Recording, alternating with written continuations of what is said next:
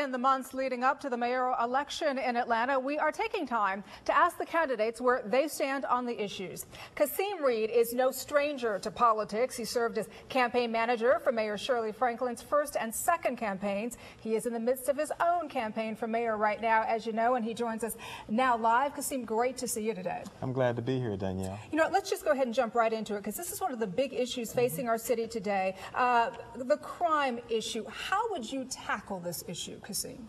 Well, I think we have to have a two-pronged approach. First and foremost, we have to increase the number of officers in our city. We've added 100,000 residents in the last 7 years, and we have about 1,615 officers today. The footprint of our police force is simply too small, so we have to be more aggressive. But we also have to recognize that there's another component, and that is having structure for our young people. We've closed about 2/3 of our city's recreation centers, and I think that it is contributing in a significant way to the number of young people who are getting involved in crime. So we need a two-pronged approach. We need to add more police. We need a new police chief and a new command staff. We need to reduce the size of the city's precincts so that we can get action faster. But we must also recognize that there's a component that involves investing more in our young people. Well, I think it's interesting because you said the footprint of the police department is small. We've seen the furloughs of police officers, Kasim, and firefighters. We've seen the fire stations closing. How can you ensure the city's budget includes enough to make sure that people are protected, and not just protected, but safe? That's a good question, Danielle, but I believe leading is about making choices. Let's be very clear. This city council just placed a 42% tax increase on the backs of the citizens of Atlanta. You can't increase people's taxes 42%, including mine and yours, and then continue to say that you can't keep people safe. Now, $18 million of the $3 million 42% tax increase went to ending furloughs for police and fire.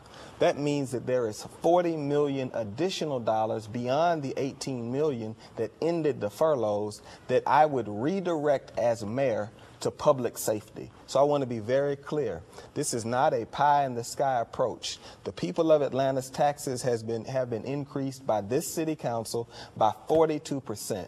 And we have to redirect those resources until people are safe on the streets of our city. Now, before we run out of time here, I do want to try to get in a couple of questions from our viewers. Sure. And we do have a viewer question sent to us at cbsatlanta.com. This is from Ed, who asks, what are your plans to keep officers in the 3 to 7 year range of service with the Atlanta Police Department from going to other police departments? And Ed also adds that if this isn't addressed, APD won't ever meet candidates' staffing goals.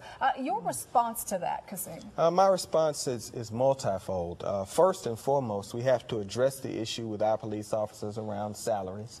We have to make sure that we continue to pay the officers who are on the force and treat them well, because right now when we hire officers who are not from Atlanta, they often come in at higher pay levels than the officers that were already there. That's created some tension.